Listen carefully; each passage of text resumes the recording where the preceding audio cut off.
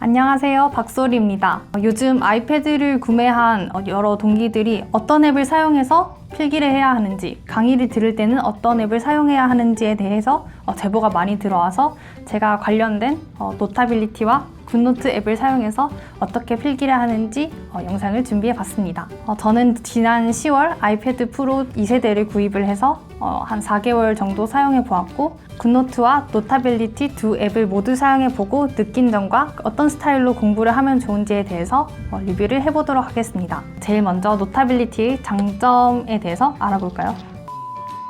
먼저 노타빌리티의 가장 큰 장점은 두 개의 화면을 동시에 볼 수 있는 듀얼 모드로 사용할 수 있다는 것입니다.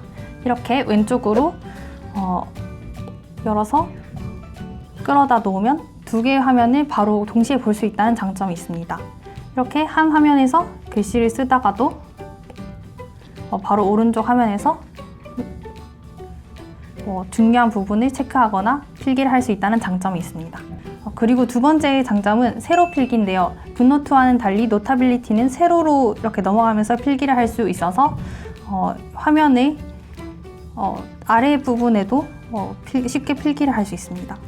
그에 비해서 굿노트는 아래쪽에 필기를 하려면 다소 약간 바닥에 부딪히기 때문에 힘들겠죠? 그리고 세 번째로 노타빌리티의 가장 큰 장점이라고 할 수 있는 것은 바로 녹음 기능입니다. 오른쪽 위에 있는 녹음 버튼을 누르고 녹음을 하면서 이렇게 쓰면 나중에 복습을 할 때 다시 이 녹음 버튼을 플레이 버튼을 누르면 녹음을 하면서 이렇게 쓰면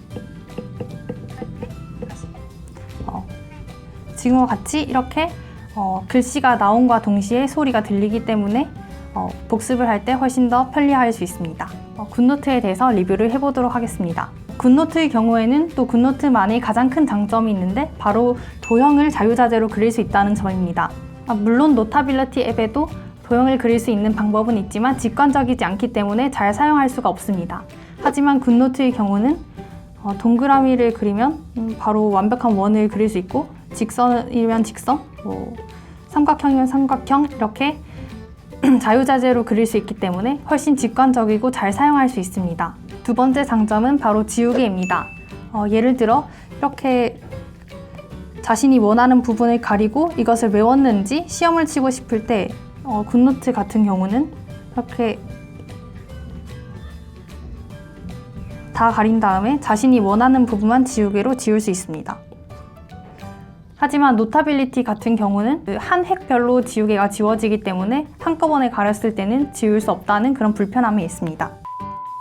이렇게 굿노트와 노타빌리티는 각각의 장점이 아주 명확한 앱이라고 할 수 있습니다. 굿노트 같은 경우는 강의를 듣는 것보다는 필기하는 데 훨씬 더 장점을 많이 가지고 있고, 노타빌리티는 강의를 들으면서 필기할 때 큰 장점을 가지고 있습니다. 저는 필기를 아이패드에 하면 직관적이지 않고 글씨체를 예쁘게 쓰기 어렵기 때문에 공책에 주로 필기를 하거나 아니면 프린트를 해서 필기를 하는 것을 선호합니다. 그렇기 때문에 저는 강의를 들을 때만 노타빌리티 앱을 사용해서 녹음을 하면서 필기를 하고, 그 후에 그것을 공책에 따로 정리하는 식으로 공부를 하기 때문에 굿노트 앱은 다운을 받았지만 잘 사용하지 않는 것 같습니다. 이렇게 여러분들도 각자의 공부 스타일에 따라서 필기를 좀 더 주로 아이패드에 필기를 하셔서 사진도 삽입을 하고 아니면 동영상 같은 것도 잘라서 붙여서 가볍게 가지고 다니고 싶다 하시는 분은 노타빌리티와 굿노트 앱을 모두 사용하시면 좋을 것 같고, 아니면 저처럼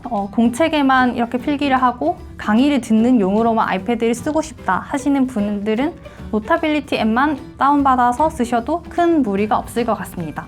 이렇게 제가 두 앱을 비교를 해봤는데 두 앱의 강점이 모두 다르기 때문에 뭐가 더 낫다고 제가 쉽게 판단할 수는 없을 것 같아요.